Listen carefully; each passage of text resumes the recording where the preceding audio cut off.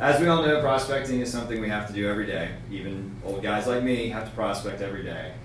And what I have found throughout my career is if we share the horror stories of prospecting, cold calling, knocking on doors, it just makes it a little bit better. So let's go around and share with each other the one worst horror story you have from prospecting, cold calling, or knocking on doors. Starting with Jennifer. Starting with me. Okay, so one time I was cold calling and pursuing a prospect very aggressively, and he asked me if I was his ex-wife because I wouldn't stop calling and asking for money. So how aggressively are we talking here? I called him a lot of times. It was warranted. It was warranted. All right, Andrew, what you got? Well, I was prospecting and calling this one company. The person I was trying to get in contact with wasn't there, so I asked, well, is there somebody there I can talk to about commercial real estate? And the woman's like, yeah, no problem. She sent me to this guy. And he answers, and I give my little pitch. And then he goes, I'm vice president. I should have to deal with this crap. And then hung up on me. It's a little entitled. Did you email him back right after that? Yes, I did. I did email them. Did he say that? All right, Erica, what you got?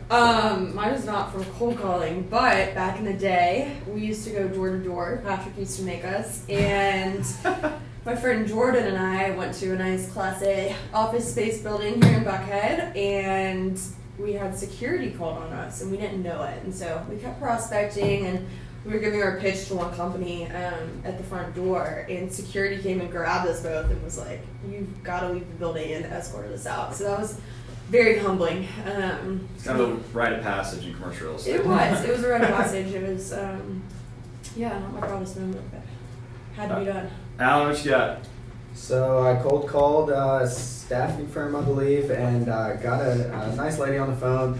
She told me it had been a hectic morning, that her dog had been sick, so I tried to relate to her, and I told her that my dog had been sick as well, so I hope he gets better. And then things go along, and she's very talkative. She ends up telling me about her ex-husband who's still living on her couch.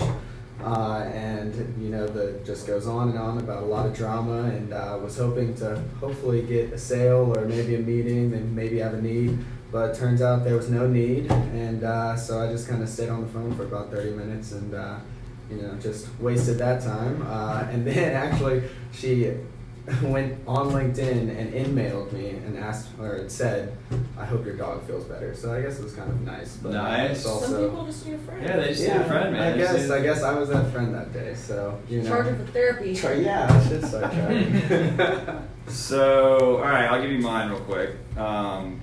Early on in my career, I was aggressively following up with this guy, and I finally get on the phone, and he basically told me that if I kept calling him, he was either A, going to kill me, or B, he was going to find out where I live, find out my personal email address, and email me every other week and give me a phone call every other week until I was completely and utterly ready to kill him.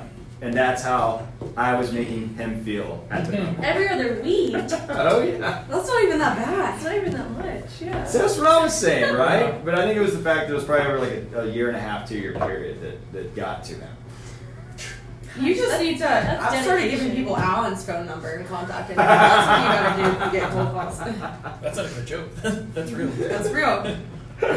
Well, good. Well, hopefully you guys enjoyed that. And if you're out there making cold calls, prospecting, doing whatever, we feel your pain and good luck.